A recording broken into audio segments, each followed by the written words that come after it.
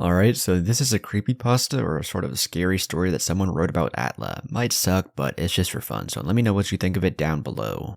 Today is February 25th, 2010. It's exactly 5 years to the day. 5 years since the first 2 episodes of Avatar: The Last Airbender aired on Nickelodeon. My first impression of the series was that, oh, it's another Japanese anime show that was adapted for America, and I had no interest in watching any episodes. In fact, I expected the show to totally bomb and be cancelled after 5 episodes. I was wrong. It turned out to be this huge success, and some people were calling Avatar the greatest cartoon of all time. At that time, I had absolutely no cartoon was better than Fairly OddParents. But I didn't get into the series until after the fourth to last episode of the first season aired, and I became a fan of Avatar all thanks to my best friend Jamie. He was an avid cartoon buff even though he wasn't nerdy at all. One day while we were hanging out, he said, "Bro, you have to watch this new show, Avatar: The Last Airbender. It's so good." So I decided, fuck it, and watched an episode. It was the King of Omashu episode, and from that day onward, I was absolutely hooked on Avatar. It was like Japanese anime, but it was American made. The characters were so interesting, and the plot was just so fantastic, I couldn't even describe it. Toph Beifong eventually became my absolute favorite character, followed by Aang. In the 4 years that Avatar: The Last Airbender was in production, I'd watched every episode from its awesome series premiere, The Boy in the Iceberg, to its epic series finale, Sozin's Comet, and all of the Avatar video games, and of course all the DVDs so that I could watch them all the time when I want, where I want. So yeah, I was a pretty big fan. Not anymore though. Something happened. I experienced something that killed the way I viewed any episode in the series as a whole, and to this day I will never watch another Avatar episode ever again. As much as it pains me to write this, I'll tell you what happened. My home was robbed over the summer while I was on vacation. The burglar stole all of my DVDs, including my entire Avatar collection. I was crushed, but I knew something had to be done. I got a new security system for my house, which cost a fortune to put in. I planned to buy replacement DVDs, only problem was that I was flat out broke. The security system almost cost me my house itself. So now, because I didn't have enough money for Netflix, I was without Avatar, except when they occasionally aired reruns on Nick. But then I found something very surprising. When my house was robbed, my entire bed was pulled apart for some reason, and in between the box spring and the mattress, I found a DVD with magic marker written as it reading Atla 308. Obviously stands for Avatar: The Last Airbender, and 308 was the production code for probably the strangest, scariest, and funniest episode of Avatar, Nightmares and Daydreams. The one where Aang becomes a neurotic mess when he realizes the invasion of the Fire Nation is in 4 days, causing him to have 2 embarrassing dreams where he forgets his pants and his math test when he goes to defeat Fire Lord Ozai. Then he has a nightmare that was just downright creepy, and that scene always freaked me out since I first watched that episode in 2008. It's very strange that the DVD just supposedly only had 1 episode. I had no idea where it even came from,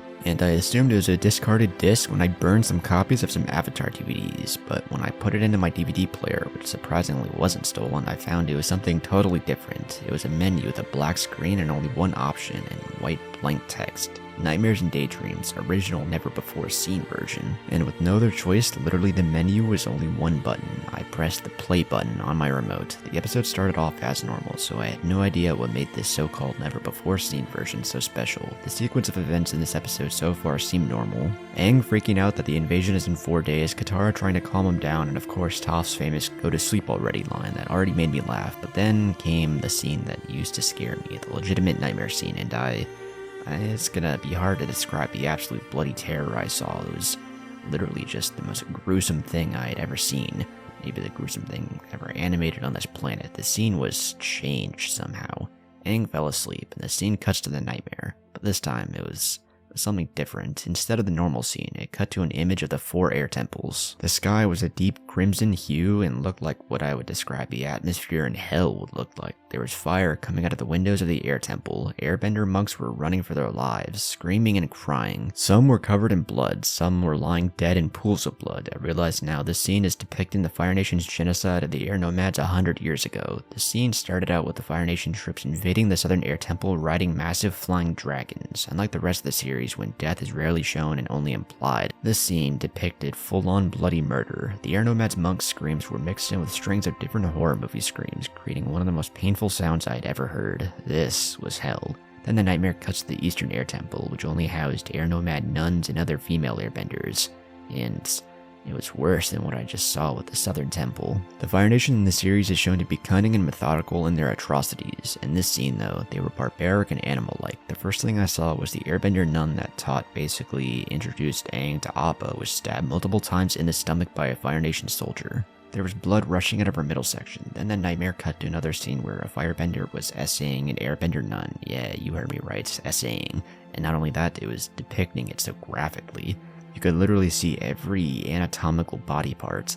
At that point, I was in complete shock. I was so tempted to reach over the remote, eject the disc, and burn it or crush it. But I needed to see what happened next. After the absolutely horrifying, pornographic, and realistic essay scene, I saw something that would haunt me for the rest of my life. An airbender nun screamed, "Not the nursery!" I assumed the nursery was where all the airbender babies were being taken care of. The nun walked into the nursery and this blood-curdling scream pierced my speakers and almost blew up my television. The images were of dead, mutilated infants, some with their heads removed, some with their arms and legs chopped off, and some with bodies so burned that they didn't even look like babies. Then the scene cut to an airbender infant being brutally killed by a Fire Nation soldier. All I could see was the absolute terror in the nun's eyes. The baby was still crying, and I'm not trying to cry as I type this. The Fire Nation soldier throws the crying baby against the wall with an almost superhuman force, and it literally exploded. Infant body parts sprayed all over the wall. After that scene, I proceeded to vomit my brains out all over my room, because I was so horrified and disgusted by that absolutely brutal, bloody, disgusting, and barbaric nightmare sequence, and all I wondered was, what kind of sick, twisted, savage bastard would animate this? How the hell did Mike and Brian not see this? After this horrific scene, the screen went back to an image of all the air temples on fire. Those savage Fire Nation soldiers succeeded with their plan to kill all of the air nomads in an effort to destroy the Avatar cycle, except for one, the boy in the iceberg, Aang. The scene cut to Aang screaming loudly, waking up all of his friends. "What's wrong?" a concerned Katara asks. Aang replies, "The nightmares. They keep getting worse." I literally yanked the DVD out of the player, grabbed it, and ran outside.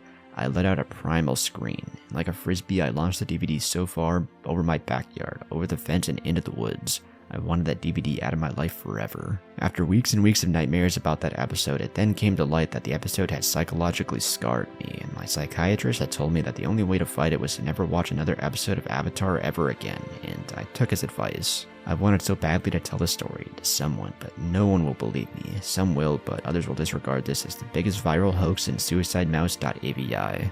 Alright, so that was a story, and let's be real, that was kinda terrible and dark for like no reason. Ooh, I found a scary DVD, ooh, scary scenes, ooh, I threw it away there, it scarred me for life. Yeah, it was kinda shitty to be honest. But it definitely has an intriguing idea about like what the actual air nomad genocide actually looked like, and if we ever see a mature Avatar, we get a personal scene or maybe even a comic about it. But if you did enjoy the video, then be sure to leave a like, comment, and subscribe, and let me know down below if you want to see more videos like this. But with all that out of the way, I will catch you in the next one.